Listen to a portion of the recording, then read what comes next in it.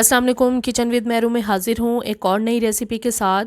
आज मैं बनाने लगी हूँ बहुत ही डिलीशियस पालक गोश्त, और मैं मटन के साथ बना रही हूँ। इसमें आप बीफ भी इस्तेमाल कर सकते हैं, चिकन के साथ भी बना सकते हैं। बहुत ही टेस्टी लगता है पालक, चाहे आप इसे आलू के साथ बनाएं। बहुत हेल्दी रेसिपी है और आसान सी रेसिपी है। आइए इसे बनाने के लिए देखते हैं हमें क्या क्या चीज़ें चाहिए। पालक गोश्त तैयार करने के लिए पालक मैंने ली है 2 kg। ये 2 किलो पालक है। इस तरह से इसे मैंने काट लिया था और 4-5 पानियों में इसे अच्छी तरह से मैंने धोया है। इसे अच्छी तरह से 4-5 पानियों में धोना इसलिए ज़रूरी है क्योंकि इसमें मिट्टी होती है। इस तरह से धोने से ये अच्छी तरह से साफ़ हो जाएगी और मिट्टी सारी निकल जाएगी।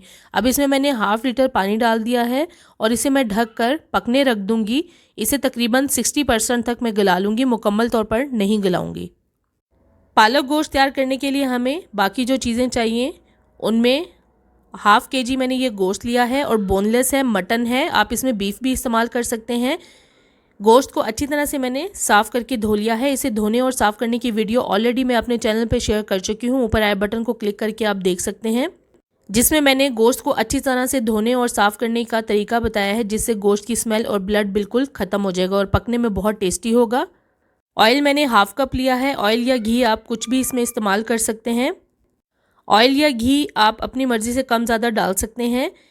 4 से 5 अदद मैंने ये प्याज लिए हैं और इन्हें मोटा मोटा मैंने काट लिया है। 4 से 5 अदद मैंने मीडियम साइज़ ये टमाटर लिए थे, इनको मैंने 2 हिस्सों में काट लिया है।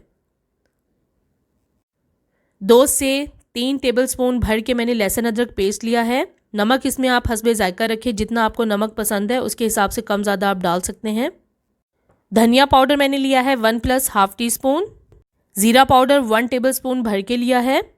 1/2 टेबलस्पून लाल मिर्च पाउडर लिया है और 1 टीस्पून मैंने हल्दी पाउडर लिया है। 1 टेबलस्पून मैंने कसूरी मेथी ली है। ये तमाम चीज़ें गोश्त में डलेंगी। अब मैं पालक को चेक कर लूँगी। अब ये देखिए पालक का पानी थोड़ा सा खुश्क हो गया है। इसे मैं थोड़ी देर और पकने दूँगी, तब तक मैं गोश्त को चढ़ा दूँगी।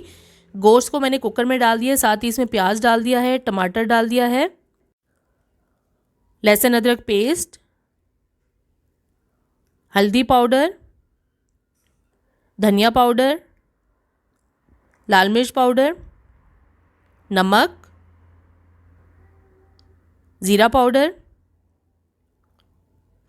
और इसमें अब मैं बिल्कुल थोड़ा सा पानी डालूंगी, ज़्यादा पानी ऐड नहीं करना है। गोश्त को मैं भुनाई के टाइम पे गला लूँगी और कुछ मैं कुकर में गलाऊंगी, इसलिए पानी इसमें मैंने बहुत थोड़ा सा डाला है, तकरीबन 1 से 1.5 कप डाला है। इसे अच्छी तरह से मिक्स कर दूंगी। अब मैं बंद करके इसे चूल्हे पे चढ़ा दूंगी।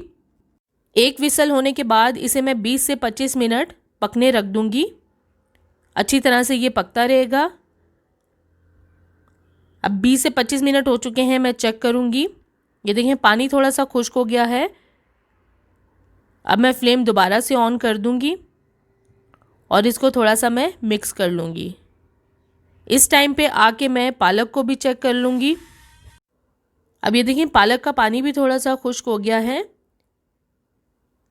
पालक को अब मैं छान लूँगी और छलनी में ही पड़ा रहने दूँगी ताकि इसका फालतू पानी निकलता रहे। इसको अब मैं ब्लेंड नहीं करूँगी, इसे कीमे की मशीन में से निकालूँगी। ये मेरे पास कीमे की मशीन है। इसे ब्लेंड करने से इसका बहुत ज़्यादा पेस्ट बन जाएगा, जो कि अच्छा नहीं लगेगा।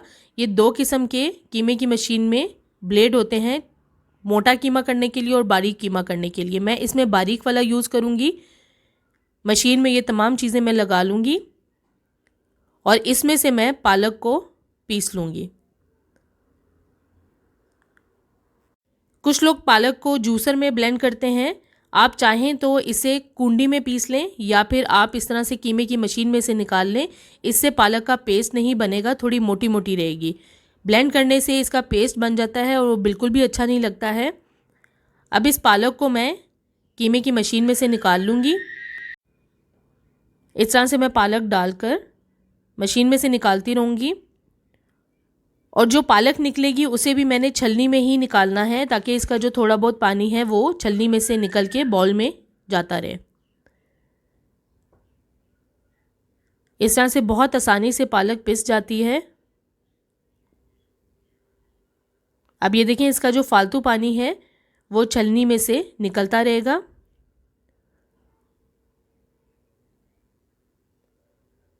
अब ये आप देख सकते हैं पालक का मुकम्मल तौर पर पेस्ट नहीं बना है, थोड़ी मोटी है ये पालक और फालतू पानी इसका निकल रहा है।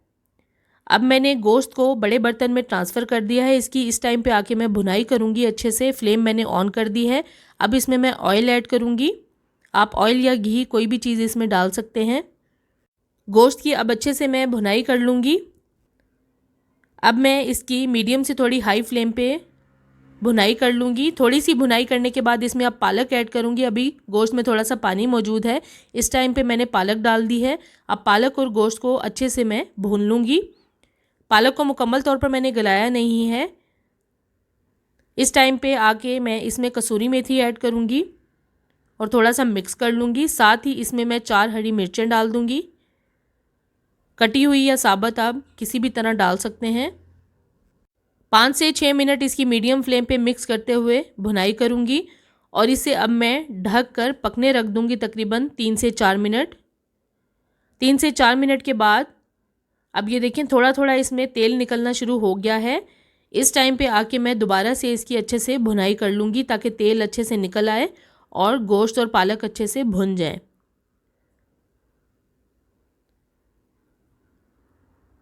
इस टाइम पे आके जितनी अच्छे से भुनाई करेंगे उतना ही ज़बरदस्त ये पालक गोश्त बनेगा। पालक और गोश्त अब तकरीबन गल चुका है मुकम्मल तौर पर। इसकी मज़ीद मैं थोड़ी सी भुनाई करूँगी ताकि तेल थोड़ा सा और निकल आए। अब ये देखें पानी इसका थोड़ा सा खुश्क हो गया है। अब मैं इसे सिर्फ 2 से 3 मिनट लो फ्लेम पे दम पे रखूँगी। 2 से 3 मिनट के बाद अब पालक हमारी बिल्कुल रेडी है, पालक गोश्त। इसे अब मैं डिश आउट करूँगी। गरम गरम पालक गोश्त बिल्कुल तैयार है। आप देख सकते हैं इसका मुकम्मल तौर पर पेस्ट नहीं बना है। गरम गरम रोटी के साथ इसे आप सर्व करें। इस वीडियो में आज मैंने आपको बहुत ही आसान सी और बहुत डिलीशियस पालक गोश्त की रेसिपी बताई है। इस तरीके से आप ज़रूर घर में पालक गोश्त बनाएं। इसमें आप बीफ भी इस्तेमाल कर सकते हैं और मुझे कमेंट्स में ज़रूर शेयर करें ये वीडियो आपको कैसी लगी। अगर अभी तक आपने मेरे चैनल को सब्सक्राइब नहीं किया तो प्लीज़ मेरे चैनल को सब्सक्राइब करें, लाइक करें, शेयर करें और बेल आइकॉन को ज़रूर प्रेस कर दें ताकि मेरी आने वाली नई वीडियो सबसे पहले आपको मिले। अल्लाह हाफ़िज़।